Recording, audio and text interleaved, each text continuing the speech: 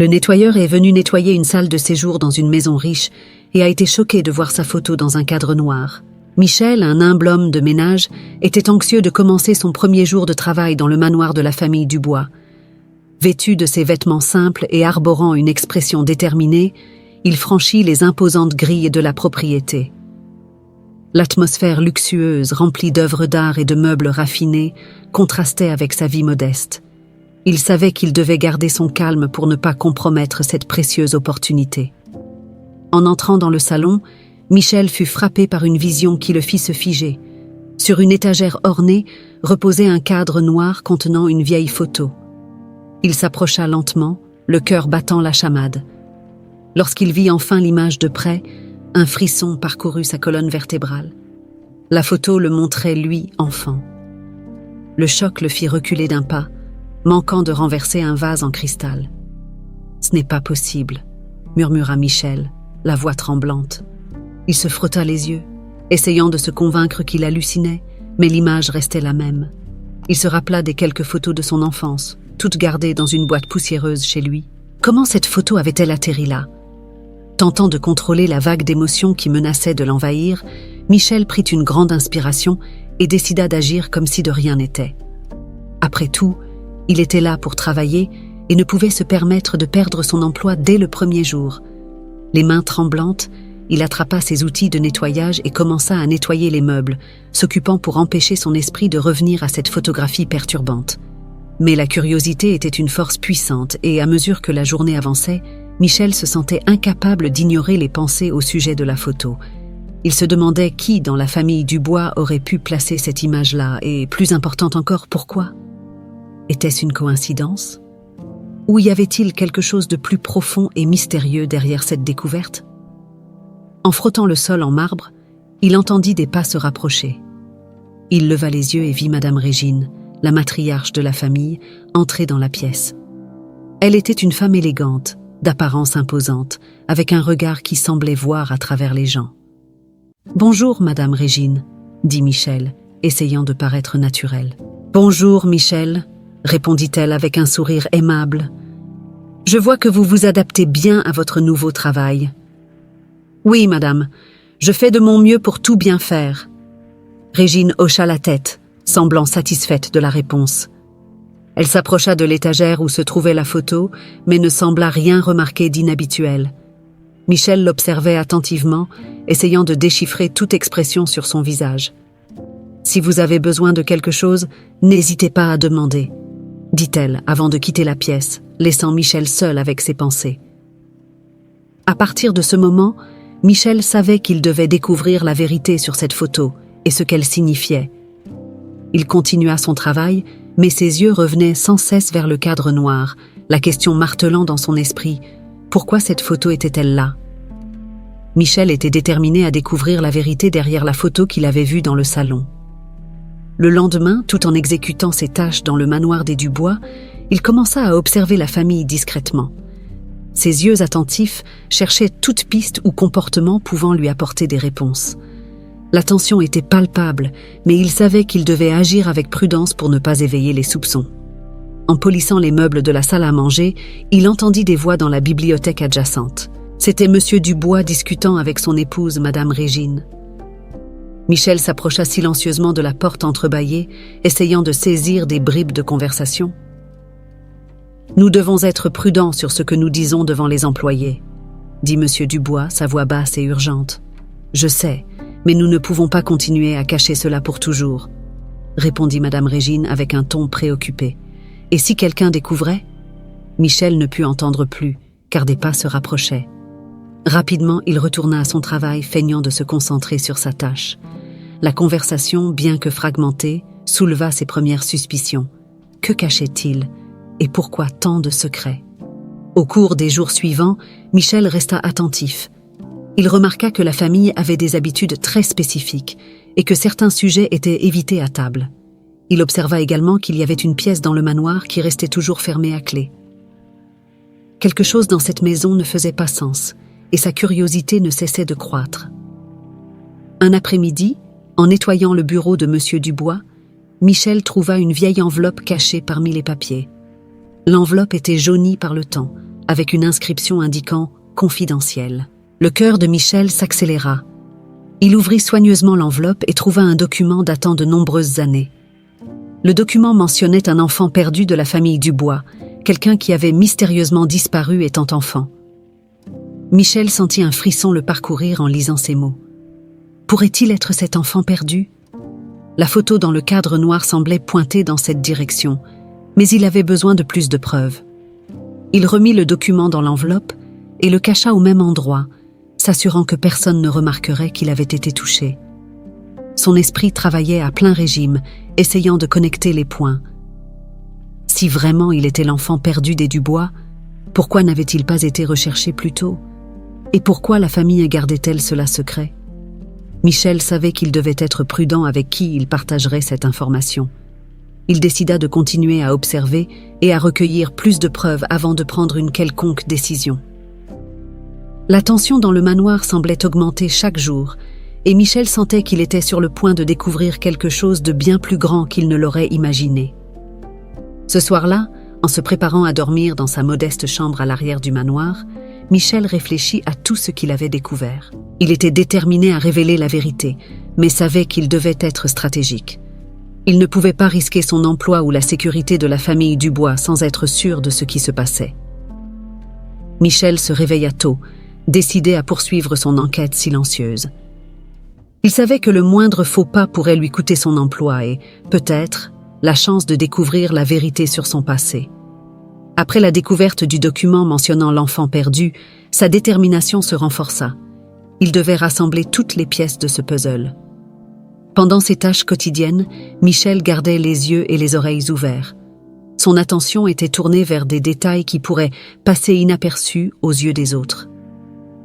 En nettoyant les couloirs du manoir, sa curiosité le mena à une chambre rarement utilisée, dont la porte était entr'ouverte. Il saisit l'occasion et entra discrètement. La chambre était poussiéreuse et semblait inhabitée depuis des années. Des meubles couverts de draps blancs créaient une ambiance presque fantomatique. Michel commença à fouiller, ouvrant tiroirs et armoires avec précaution. Dans une vieille commode, il trouva quelque chose qui attira son attention. Un journal en cuir usé par le temps, avec le nom « Alexandre Dubois » gravé sur la couverture. Le cœur battant, Michel s'assit sur le bord du lit et commença à feuilleter le journal. Les pages étaient remplies de notes détaillées, écrites par Alexandre, le patriarche de la famille. Le journal relatait des événements de la vie des Dubois, mais ce qui retint le plus son attention furent les pages décrivant une tragédie survenue des années auparavant. Alexandre écrivait sur la naissance d'un fils, un moment de joie immense bientôt assombri par un accident dévastateur. Un incendie dans la maison de campagne de la famille entraîna la perte du nouveau-né. Les mots d'Alexandre étaient chargés de douleur et de regret, révélant qu'il n'avait jamais surmonté la tragédie. Il y avait un passage particulièrement émouvant qui disait « Mon cœur ne sera plus jamais le même. J'ai perdu non seulement mon fils, mais aussi l'espoir d'une vie pleine. Chaque jour qui passe, la douleur semble s'intensifier et je me demande si je trouverai un jour la paix. » Michel sentit un nœud dans la gorge. Les mots d'Alexandre semblaient résonner profondément en lui, comme s'il pouvait ressentir la douleur de l'homme qui avait tant perdu. Il continua à lire, cherchant plus d'informations sur l'incendie et les circonstances qui avaient conduit à la séparation de son fils. Les notes étaient détaillées, mais ne mentionnaient pas spécifiquement ce qui était arrivé au corps du bébé, seulement qu'il avait été porté disparu. L'esprit de Michel bouillonnait de possibilités. Se pouvait-il qu'il soit cet enfant perdu? Si oui, pourquoi personne ne l'avait jamais cherché? Et pourquoi la photo de son enfance était-elle dans ce cadre noir? Les questions se multipliaient, et il savait qu'il avait besoin de plus de preuves pour confirmer ses soupçons. Il rangea le journal à sa place, s'assurant que tout était exactement comme il l'avait trouvé. Avant de quitter la pièce, il jeta un dernier regard autour de lui, se promettant de découvrir la vérité coûte que coûte. En retournant à son travail, son esprit était concentré sur la prochaine étape. Il devait être encore plus prudent, observant et collectant des informations sans éveiller de soupçons. Michel savait qu'il se rapprochait de la vérité, mais aussi que le chemin devant lui serait semé d'embûches. Il devait être stratégique et patient, évitant toute erreur qui pourrait compromettre son enquête. Chaque jour, il se sentait plus connecté à la famille Dubois et déterminé à percer le mystère qui entourait son passé. Dans les jours qui suivirent, Michel avait du mal à se concentrer sur ses tâches. Les révélations du journal d'Alexandre Dubois continuaient à résonner dans son esprit. Chaque mot écrit dans le journal semblait s'aligner avec des fragments de souvenirs de son enfance, des souvenirs qu'il avait toujours cru être de simples flashs déconnectés. Maintenant, ils commençaient à prendre sens. En polissant les meubles du salon, Michel revisitait mentalement les événements de son enfance. Il se souvenait d'une grande maison, entourée d'arbres, et d'un incendie dévastateur. L'image de sa mère courant et criant son nom au milieu des flammes était l'un des souvenirs les plus vivants et douloureux qu'il avait. Il n'avait jamais su ce qui s'était passé ensuite, ayant été élevé dans un orphelinat après cet événement traumatisant. Michel sentit un frisson parcourir son dos. Les dates et les événements mentionnés dans le journal d'Alexandre correspondaient à ses souvenirs. L'incendie, la perte de l'enfant, tout semblait s'emboîter. Il se demanda pourquoi il n'avait jamais cherché ses origines avec plus d'ardeur. Peut-être par peur de découvrir quelque chose de terrible, ou peut-être par croyance que personne ne se souciait de lui. Décidé à suivre les pistes, Michel commença à enquêter plus profondément, mais cette fois avec un objectif plus déterminé. Il observait attentivement la famille Dubois lors des dîners et des événements sociaux, cherchant toute information qui pourrait confirmer ses soupçons. Il remarqua que, bien que la famille paraisse unie, il y avait une tristesse sous-jacente dans les yeux d'Alexandre, une douleur qu'il cachait bien, mais que Michel comprenait maintenant. Une nuit, alors que tout le monde dormait, Michel décida de fouiller à nouveau la chambre où il avait trouvé le journal. Cette fois, il cherchait quelque chose de plus concret, quelque chose qui pourrait lier définitivement son passé à la famille Dubois. Après une recherche minutieuse, il trouva une boîte en bois cachée au fond de l'armoire. À l'intérieur, il y avait plusieurs objets anciens, des lettres, des photographies et un médaillon. Michel ouvrit le médaillon et vit une petite photo d'Alexandre tenant un bébé. Au verso, il était gravé « Pour toujours dans mon cœur, Alexandre ». Il sentit une pression dans la poitrine en réalisant que ce bébé pourrait être lui. Il continua à examiner les lettres et en trouva une mentionnant le désir d'Alexandre de retrouver son fils perdu. Les mots étaient chargés de douleur et d'espoir, exprimant le souhait d'une réunion qui n'avait jamais eu lieu. Le cœur battant, Michel retourna dans sa chambre et s'assit sur le lit, tentant de traiter toutes ces nouvelles informations. Chaque découverte renforçait la possibilité qu'il soit réellement le fils perdu des Dubois. Mais il restait encore de nombreuses questions sans réponse. Pourquoi personne ne l'avait-il cherché après l'incendie? Et pourquoi la photo de son enfance était-elle dans le salon du manoir? Déterminé à obtenir des réponses, Michel décida qu'il était temps de confronter Alexandre. Il devait connaître la vérité, et seul Alexandre pouvait la lui fournir. Cependant, il savait qu'il ne pouvait pas faire cela de manière impulsive. Il avait besoin d'un plan, d'une manière d'aborder le sujet sans provoquer un grand choc. L'après-midi était calme, avec une brise douce balançant les feuilles des arbres dans le vaste jardin du manoir Dubois. Michel, le cœur battant et les mains moites, savait que c'était le moment qu'il attendait tant. Il vit Alexandre assis sur un banc, contemplant l'horizon, perdu dans ses pensées. Il prit une profonde inspiration, tentant de calmer ses nerfs, et s'approcha lentement. « Alexandre, puis-je vous parler un moment ?» demanda Michel, sa voix chargée d'anxiété. Alexandre se tourna, surpris par l'approche inattendue du domestique. « Bien sûr, Michel. Qu'y a-t-il » Michel s'assit à côté d'Alexandre, tenant le journal qu'il avait trouvé dans la vieille chambre. « J'ai trouvé quelque chose que je pense que vous devez voir. » Alexandre fronça les sourcils, curieux et légèrement inquiet. « Qu'avez-vous trouvé » Michel ouvrit le journal, montrant les pages relatant la tragédie de l'incendie et la perte de l'enfant. « J'ai trouvé ce journal dans la vieille chambre. J'ai lu sur l'incendie et l'enfant que vous avez perdu. Je pense que je pourrais être cet enfant. » Alexandre resta silencieux, les yeux fixés sur les pages jaunies. D'abord sceptique, il leva la tête et regarda Michel avec un regard interrogateur. « C'est une allégation très sérieuse, Michel. Comment pouvez-vous en être sûr ?» Michel, sentant l'urgence du moment, commença à décrire ses souvenirs. « Je me souviens d'un incendie. Ma mère courant et criant mon nom au milieu du feu. J'ai été envoyée dans un orphelinat peu de temps après. Les dates et les événements du journal correspondent à mes souvenirs. Et il y a autre chose. Il hésita un moment, essayant de rassembler son courage. Quand j'étais enfant, je me souviens d'un berceau blanc avec un ours en peluche qui avait une oreille déchirée. Je l'appelais Teddy. Alexandre écarquilla les yeux, un mélange de choc et d'espoir dans son expression. Teddy. C'était moi qui avais offert cet ours à mon fils. C'était un cadeau spécial. Comment savez-vous cela? Michel sentit une vague d'émotion en voyant la réaction d'Alexandre. Je m'en souviens comme si c'était hier. Et il y a une autre chose. Il sortit de sa poche un petit médaillon qu'il avait trouvé dans la boîte en bois. Ce médaillon était dans la boîte avec les lettres. Il y a une photo de vous tenant un bébé. Alexandre prit le médaillon avec des mains tremblantes, les yeux humides en regardant la photo. Ce médaillon, je l'avais fait pour mon fils. J'espérais toujours qu'il reviendrait vers moi un jour. Sa voix se brisa et il prit une grande respiration pour se recomposer. La tension entre les deux hommes était palpable.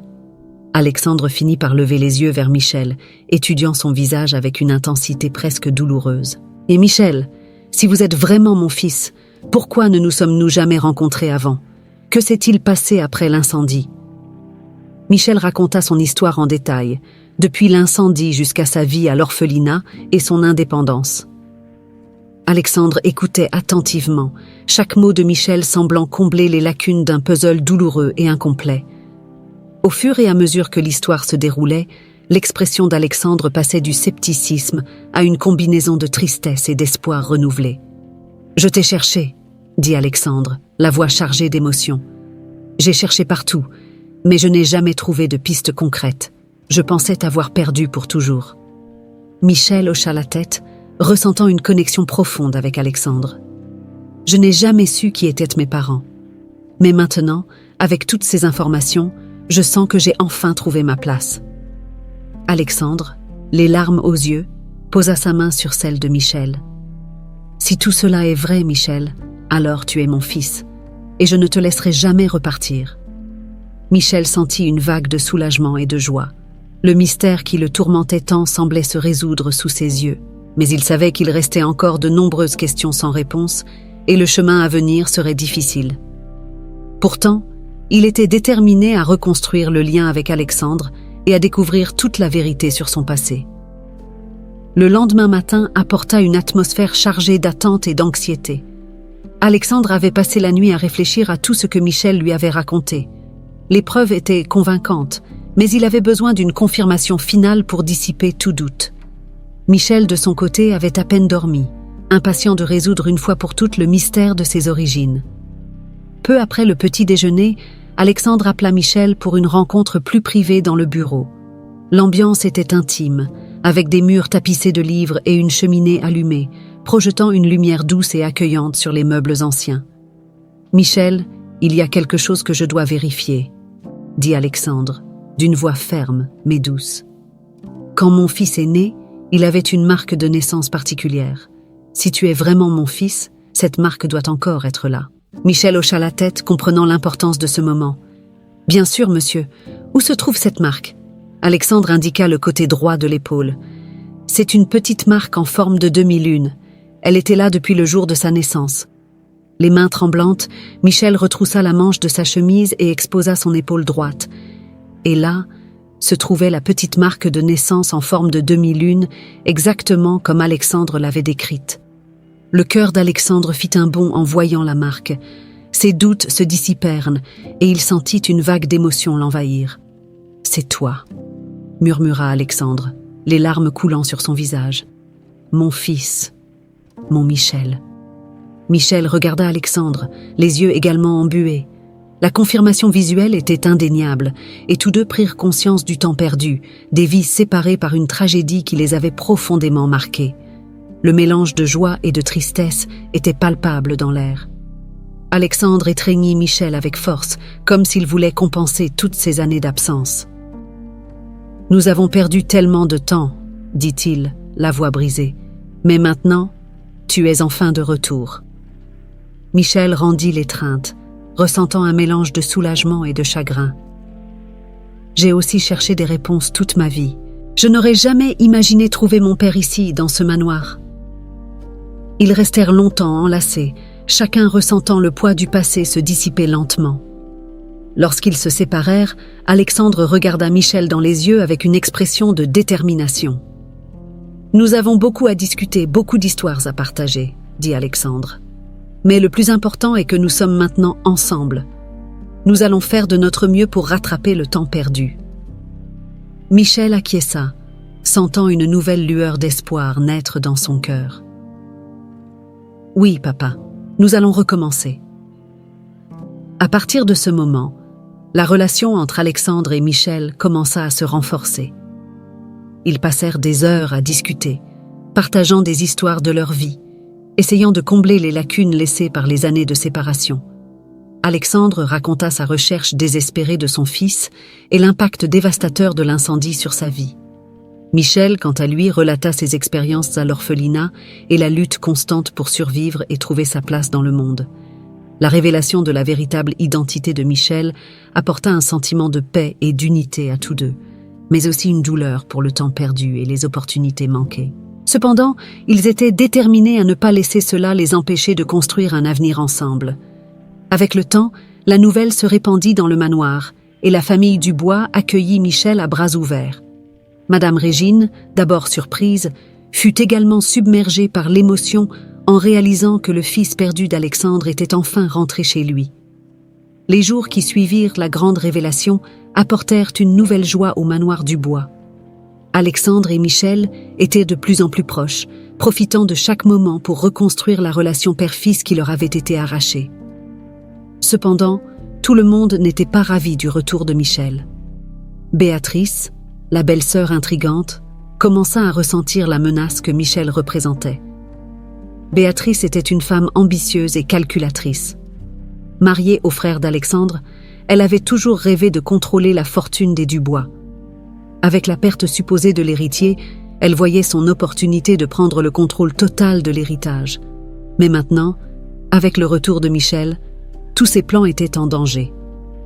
Ce fut au cours d'une conversation banale que Béatrice entendit quelque chose qui l'alarma. Elle était dans la cuisine, supervisant les employés, quand l'un d'eux mentionna que Michel était le fils perdu d'Alexandre. Béatrice sentit son sang se glacer. Elle devait agir rapidement pour ne pas perdre tout ce qu'elle avait planifié.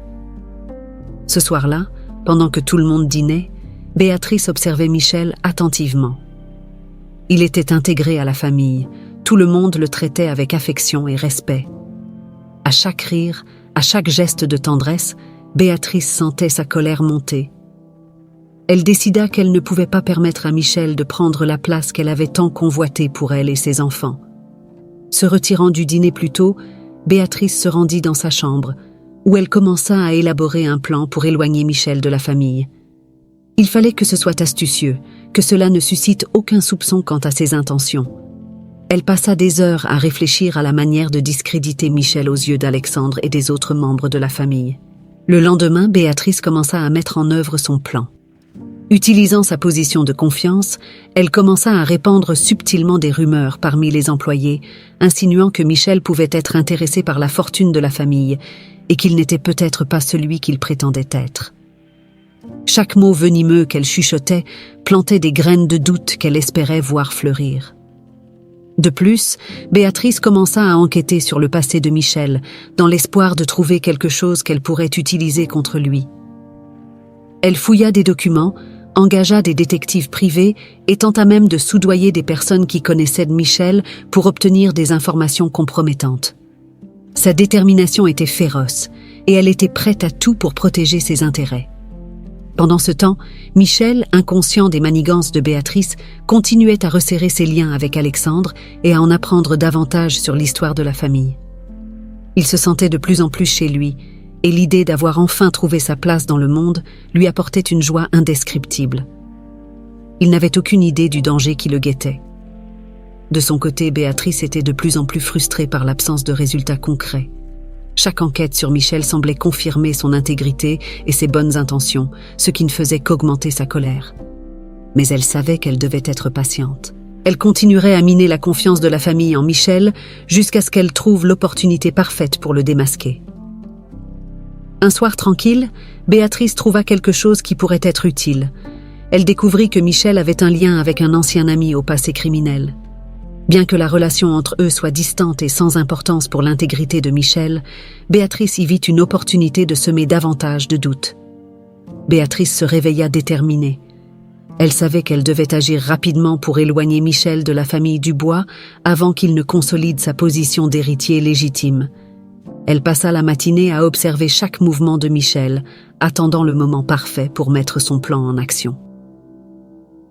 Dans l'après-midi, alors que Michel accomplissait ses tâches dans la bibliothèque, Béatrice profita de l'occasion pour exécuter son stratagème. Dissimulant une attitude amicale, elle s'approcha de Michel, engageant une conversation triviale. « Michel, tu fais un travail merveilleux ici, » dit-elle, souriant faussement. « Je crois qu'Alexandre est très fier de toi. » Michel sourit, remerciant d'un signe de tête. « Merci, Madame Béatrice, je fais simplement de mon mieux. » Pendant qu'il parlait, Béatrice réussit, discrètement, à cacher un petit sac de bijoux précieux dans l'un des compartiments de l'étagère, près de l'endroit où Michel travaillait habituellement. Les bijoux appartenaient à la collection de famille et étaient d'une valeur inestimable. Plus tard, Béatrice alla trouver Alexandre avec une expression de préoccupation feinte. « Alexandre, je pense que nous avons un problème, » commença-t-elle, sa voix chargée d'une inquiétude simulée. « J'ai remarqué que certains bijoux de famille ont disparu. J'étais très inquiète et j'ai décidé d'enquêter discrètement. Je crains que Michel ne soit impliqué. » Alexandre fronça les sourcils, surpris et incrédule. « Béatrice, c'est une accusation très grave. Es-tu sûre de ce que tu dis ?»« Malheureusement, oui, » dit Béatrice, baissant les yeux comme si elle était affligée. « J'ai trouvé les bijoux cachés dans l'espace de travail de Michel. Je ne voulais pas y croire, mais je ne vois pas d'autre explication. » Alexandre hésita, sentant un nœud dans l'estomac. Il voulait croire que Michel était innocent, mais les preuves présentées par Béatrice semblaient irréfutables. Il décida de confronter Michel immédiatement, dans l'espoir d'éclaircir la situation. Michel était en train d'organiser les livres dans la bibliothèque quand Alexandre entra, accompagné de Béatrice. L'expression sérieuse d'Alexandre et le regard triomphant de Béatrice mirent Michel en alerte. « Michel » commença Alexandre. « Nous devons parler. »« Bien sûr, monsieur. Que se passe-t-il » répondit Michel, confus. Alexandre prit une profonde inspiration. « Béatrice m'a dit que certains bijoux de famille ont disparu, et elle a trouvé ces bijoux dans ton espace de travail. Est-ce vrai ?» Michel fut choqué. « Ce n'est pas possible. Je ne volerai jamais rien de vous. » « Alors, comment expliques-tu cela » dit Béatrice, sortant le sac de bijoux du compartiment où elle l'avait caché. « J'ai trouvé ça ici. Comment l'expliques-tu » Michel sentit son visage pâlir.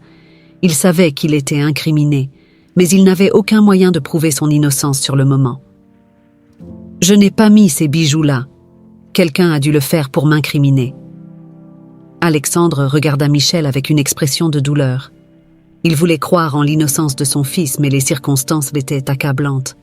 « Michel, la situation est très grave. Je ne peux pas ignorer cela. Tu es renvoyé et j'espère que tu trouveras un endroit où aller ce soir. » Michel sentit son cœur se briser. Il savait que Béatrice était derrière tout cela, mais il n'avait aucun moyen de le prouver. Il regarda Alexandre, ses yeux remplis de désespoir et de tristesse. « S'il vous plaît, croyez-moi, je suis innocent. » Alexandre secoua la tête, incapable de répondre. « Sors, Michel. J'ai besoin de temps pour réfléchir. » Avec le cœur lourd, Michel quitta le manoir, se sentant trahi et désemparé. Béatrice observa sa sortie avec un sourire de satisfaction. Son plan avait parfaitement fonctionné, et maintenant Michel était hors de son chemin. Mais elle savait qu'elle devait être prudente, car Michel pourrait essayer de revenir et de prouver son innocence. Michel quitta le manoir des Dubois, le cœur lourd et l'esprit en ébullition. Il savait qu'il devait prouver son innocence, mais les chances semblaient écrasantes contre lui. Pendant ce temps, au manoir, la nouvelle du renvoi de Michel se répandit rapidement, provoquant un émoi parmi les employés et les membres de la famille. Isabelle, La sœur bienveillante d'Alexandre fut profondément perturbée en apprenant l'accusation contre Michel. Elle avait toujours eu une intuition aiguë et, dès le début, elle avait senti que Michel était une personne honnête et intègre. Elle ne pouvait pas croire qu'il soit capable de voler à la famille qui l'avait accueilli. Ce soir-là, Isabelle se rendit dans la chambre d'Alexandre, déterminée à discuter du sujet. « Alexandre, je dois te parler de Michel », dit-elle en entrant dans la chambre avec une expression sérieuse. Alexandre regarda sa sœur, visiblement abattu. « Que veux-tu dire, Isabelle ? Je ne crois pas que Michel soit coupable. Quelque chose ne va pas. Je connais Béatrice et je sais de quoi elle est capable. Je pense qu'elle a tout manigancé pour incriminer Michel. » Alexandre fronça les sourcils, mais il y avait une lueur d'espoir dans ses yeux. « Isabelle, c'est une accusation grave. As-tu des preuves ? » ?»« Non, mais je suis prête à enquêter. S'il te plaît, donne-moi un peu de temps pour trouver des preuves. Je sens que Michel est victime d'une injustice. » Alexandre hésita, mais finit par acquiescer. « D'accord, Isabelle, j'ai confiance en ton jugement. Fais ce que tu dois faire pour découvrir la vérité. » Avec la permission d'Alexandre, Isabelle commença son enquête. Déterminée à prouver l'innocence de Michel, elle se mit à observer discrètement Béatrice, cherchant tout indice qui pourrait lier sa belle-sœur au vol des bijoux. Elle savait qu'elle devait être prudente pour ne pas éveiller les soupçons. Lors d'une nuit silencieuse, Isabelle décida de fouiller la chambre de Béatrice pendant qu'elle était occupée dans une autre pièce de la maison. Isabelle connaissait bien la maison et savait où Béatrice gardait ses affaires les plus importantes. Avec précaution, elle ouvrit le tiroir de la coiffeuse et trouva un journal. Feuilletant rapidement les pages, elle tomba sur des notes révélant les plans de Béatrice pour incriminer Michel. « Aujourd'hui, j'ai caché les bijoux dans l'espace de travail de Michel. J'espère qu'Alexandre croira à mon histoire et se débarrassera enfin de cet intrus », avait écrit Béatrice dans l'une des pages. Isabelle ressentit un mélange de soulagement et d'indignation. Elle avait la preuve dont elle avait besoin. Elle décida de confronter Béatrice, mais d'abord, elle devait montrer le journal à Alexandre.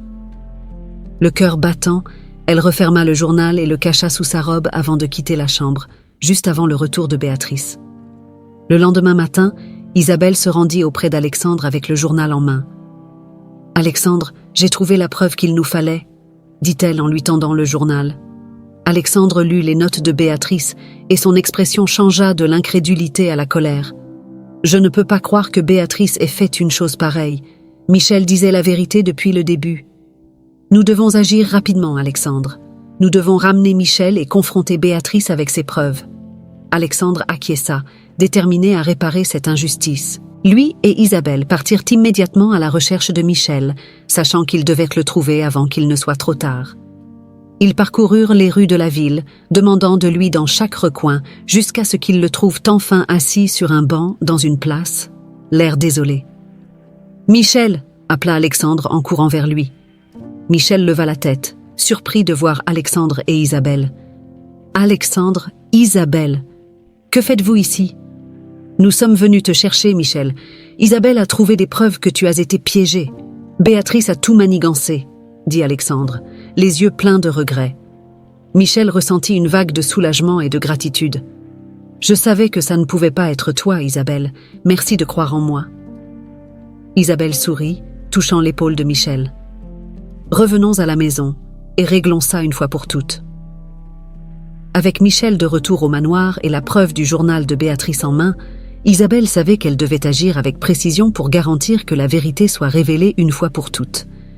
Elle discuta avec Alexandre et Michel du meilleur moyen d'exposer Béatrice. Ils décidèrent de la confronter devant toute la famille Dubois, assurant ainsi qu'il n'y aurait aucune échappatoire pour ses mensonges.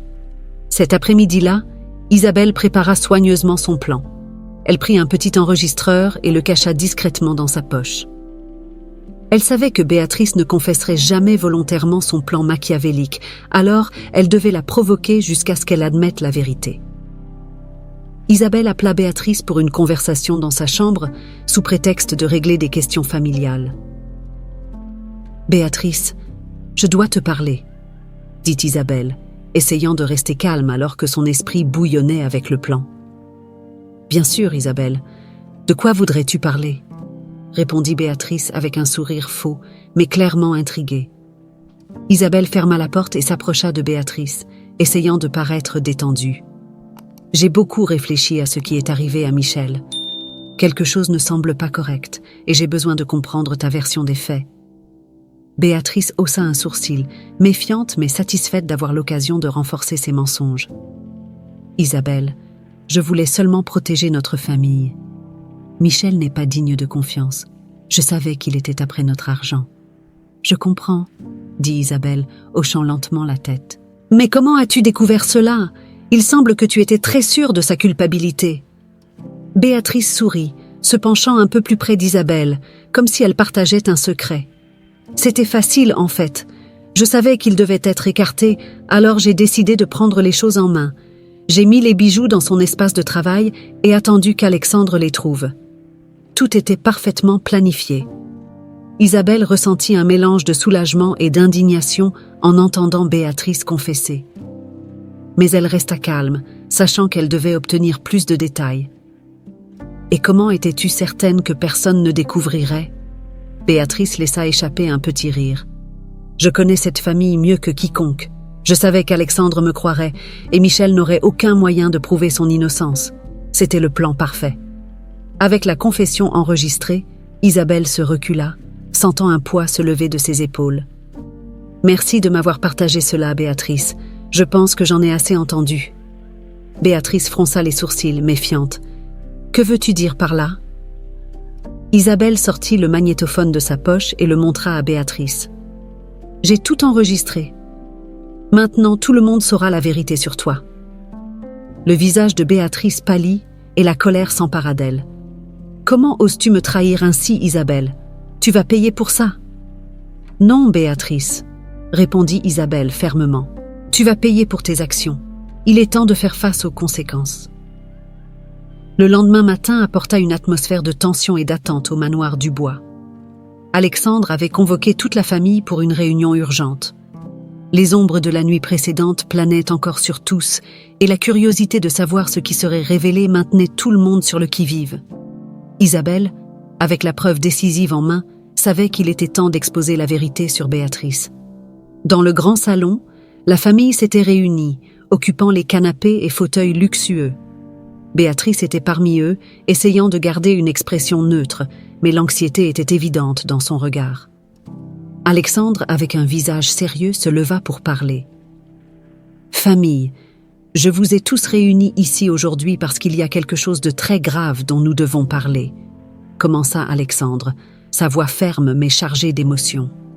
Ces derniers jours, nous avons traversé des moments difficiles, surtout avec l'accusation injuste contre Michel. Alexandre fit une pause, regardant autour de lui pour s'assurer que tout le monde était attentif. Isabelle a mené sa propre enquête et a trouvé des preuves révélant la véritable responsable de cette machination.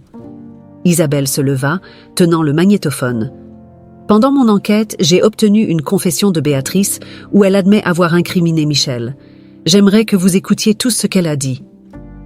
Dans un silence tendu, Isabelle appuya sur le bouton du magnétophone. La confession de Béatrice, détaillant comment elle avait caché les bijoux pour incriminer Michel, résonna dans le salon. Les expressions des personnes présentes passèrent de la curiosité au choc et à l'indignation. Béatrice, pâle, tenta de se lever, mais Alexandre leva la main pour l'en empêcher. « Comment as-tu pu faire cela, Béatrice ?» demanda Alexandre, sa voix tremblant de colère et de déception. « Tu n'as pas seulement trahi Michel, mais nous tous. Je pensais pouvoir te faire confiance. » Béatrice, essayant désespérément de se défendre, commença à parler, mais sa voix faiblit. « Alexandre, je voulais juste protéger notre famille. Je pensais que Michel nous trompait. »« Il n'y a aucune excuse pour tes actions, » interrompit Isabelle, sa voix ferme. « Tu as manipulé chacun de nous, causé de la souffrance et presque détruit la vie de Michel. » Alexandre s'approcha de Béatrice, son regard dur. « Tu n'as plus ta place dans cette famille. Demain, tu quitteras cette maison et ne reviendras plus. Ta trahison est impardonnable. » Béatrice, vaincue et humiliée, regarda autour d'elle, voyant les visages de membres de la famille qu'elle connaissait depuis des années, maintenant remplis de déception et de mépris. Sans dire un mot de plus, elle quitta le salon, sachant que son séjour au manoir Dubois était terminé. Après le départ de Béatrice, Alexandre se tourna vers Michel avec une expression de remords. « Michel, je suis désolé pour ce que tu as traversé. J'espère que nous pourrons reconstruire notre confiance et aller de l'avant en tant que famille. » Michel hocha la tête, sentant un énorme poids se lever de ses épaules. « Merci, Alexandre. Je veux seulement faire partie de cette famille et aider autant que possible. » Isabelle s'approcha et embrassa Michel. « Tu es un Dubois, Michel. Tu le seras toujours. Nous allons surmonter cela ensemble. » L'atmosphère dans le manoir commença à changer. Le soulagement de connaître enfin la vérité apporta un sentiment d'unité renouvelé parmi les membres de la famille. Les jours suivants furent consacrés à reconstruire les liens et à guérir les blessures causées par la trahison de Béatrice. Michel, maintenant pleinement accepté par la famille, trouva un nouveau but. Lui et Alexandre passèrent plus de temps ensemble, partageant des histoires et des projets pour l'avenir. Isabelle, toujours aux côtés de Michel, contribua à renforcer la confiance et l'harmonie au sein de la famille. L'atmosphère au manoir Dubois avait radicalement changé depuis le départ de Béatrice. Là où il y avait autrefois tension et méfiance, régnait maintenant un sentiment de renouveau et d'espoir. La vérité avait été révélée, et la famille était déterminée à reconstruire les liens brisés par le passé. Michel, réintégré au manoir, cette fois non pas comme un simple employé, mais comme un membre légitime de la famille, ressentait un mélange de soulagement et de bonheur. En parcourant les imposants couloirs qui lui semblaient autrefois oppressants, il voyait désormais chaque recoin avec de nouveaux yeux, comme faisant partie d'un foyer qu'il pouvait enfin appeler le sien. Alexandre, le cœur rempli de remords et d'un amour renouvelé, se consacra à renforcer sa relation avec Michel. Ils partagèrent des moments significatifs, des promenades dans les vastes jardins du manoir aux longues conversations lors des nuits tranquilles, évoquant le passé et rêvant de l'avenir. « Je veux tout savoir sur toi, Michel », dit Alexandre un soir, alors qu'ils se promenèrent dans le jardin éclairé par la lumière de la lune. « Je veux compenser chaque moment perdu. » Michel sourit, se sentant accueilli d'une manière qu'il n'avait jamais connue auparavant. « Nous avons tout le temps du monde maintenant, papa. J'ai aussi hâte d'en savoir plus sur notre famille. » Le manoir, autrefois marqué par des secrets et des manipulations, commençait à se transformer en un véritable foyer d'amour et de rédemption. Isabelle, toujours aux côtés de Michel, aidait à maintenir l'harmonie. Sa bonté et sa détermination furent essentielles pour la réunification de la famille. « Organisons une réunion familiale pour célébrer ce nouveau départ », suggéra Isabelle un matin. « Nous devons marquer ce moment de rédemption et d'unité. » Alexandre approuva avec enthousiasme, et en quelques jours, une grande célébration fut organisée. Le manoir fut décoré de fleurs fraîches et de lumières scintillantes, reflétant la joie et l'espoir qui imprégnaient désormais l'environnement. Tous les membres de la famille, y compris les plus éloignés, furent invités à témoigner et à célébrer le nouveau chapitre de l'histoire des Dubois. Dans le grand salon, où tant de décisions importantes avaient été prises, résonnaient maintenant des rires et des conversations animées. Alexandre, dans un discours émouvant, exprima sa gratitude et son engagement renouvelé envers la famille. « Aujourd'hui est un jour spécial pour nous tous », commença Alexandre, sa voix ferme mais chargée d'émotion. « Nous avons traversé des moments difficiles, mais la vérité et l'amour nous ont ramenés. Michel, mon fils, tu as apporté de la lumière et de l'espoir à cette famille. Je suis immensément fier de t'avoir retrouvé. » Michel, ému, étreignit Alexandre alors que des applaudissements retentissaient dans le salon. « Merci, papa. Je suis heureux d'avoir enfin trouvé ma place ici. Je promets de faire tout ce que je peux pour honorer cette famille. » La célébration se poursuivit avec de la musique, des danses et de nombreux rires. Chaque moment partagé renforçait les liens qui unissaient la famille Dubois. Michel, maintenant pleinement intégré, se sentait en paix et enfin comblé. En regardant autour de lui, il voyait des visages souriants et ressentait la chaleur de l'amour et de l'acceptation. Avec le temps, le manoir Dubois devint un symbole de rédemption et de renouveau. Les jours de secret et de manipulation furent laissés derrière, remplacés par un nouvel esprit d'honnêteté et d'unité. Michel trouva sa véritable famille, et avec elle le bonheur qu'il avait toujours cherché. L'avenir semblait désormais radieux pour les Dubois.